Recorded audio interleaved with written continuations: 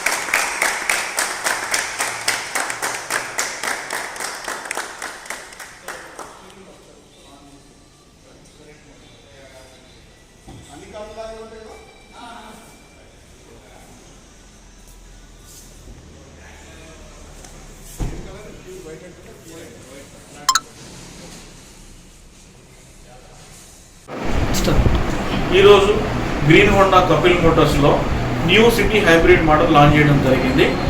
ఈ కార్యక్రమానికి ముఖ్య అతిథిగా గిరీష్ కల్కోట గారు వచ్చారు. ఈ యొక్క వెహికల్లో అడ్వాన్స్ ఫీచర్స్ అన్నీ ఉన్నాయండి.